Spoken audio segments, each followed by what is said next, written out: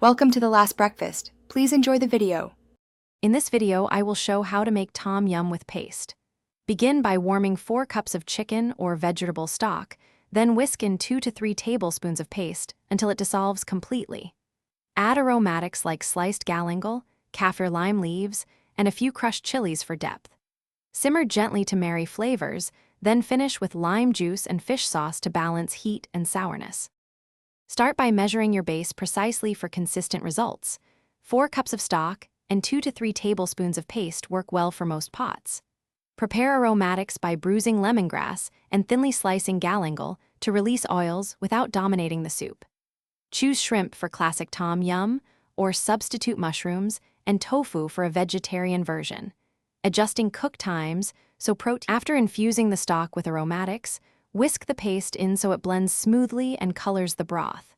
Keep the heat moderate to preserve fresh flavors, and add proteins that cook quickly, like shrimp, in the last few minutes.